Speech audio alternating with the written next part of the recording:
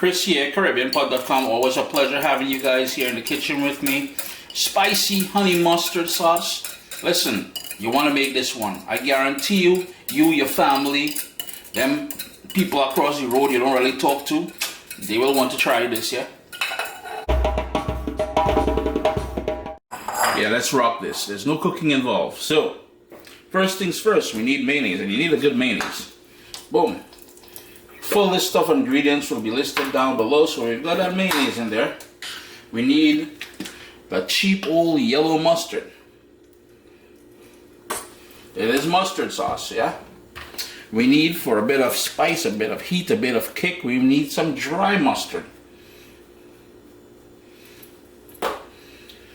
We need some grainy mustard.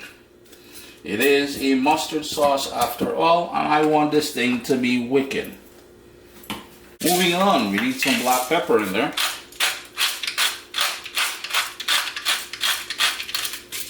We'll need some salt, and I'm using sea salt. Now the brands that you see me use here, from the different types of mustard and mayonnaise and all that stuff like that, I am not affiliated with any of them, so it is not one of them things where anything is paid for. Some Pimentón, which is pretty much smoked paprika. We need some apple cider vinegar. If you don't have apple cider vinegar, you can rock some balsamic vinegar in there, it would be ivory. I need some fresh lemon juice in there. And I'm just catching the seeds. And that's going to give it a nice brightness. And the seeds still snuck in there, so partner, you're not welcome today.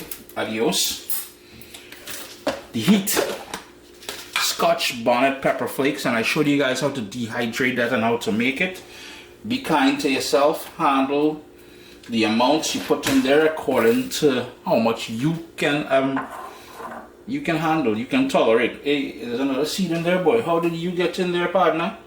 Go big and bold, and hey, you're too frontish dread. Honey, a nice organic honey. And all we need to do now is give that a good whisk. That thing pumming way. You notice how simple that sauce was to pull together there. But it's important here that you whisk this. Whisk this really good, because the whole idea is to combine all those lovely flavors. Then you'd stick it in the fridge. And yo, this thing will last you a week easily in the fridge. Taste it for salt. Hit him a little bit more black pepper if you need to. If you wanted to, you can hit it a bit more Scotch Bonnet pepper flakes. Sup, soldiers? Listen, if you enjoy this recipe, I'd really appreciate it if you hit subscribe and click that bell notification thing. If you've made the recipe, take a picture and send it to me. Email address down here. I mean, trying to tell people the email address, them butts will take the address and do all kind of thing with it. And tag me on Instagram at Caribbean Pod. I really appreciate you guys, and thanks for being in my kitchen with me today. Irie.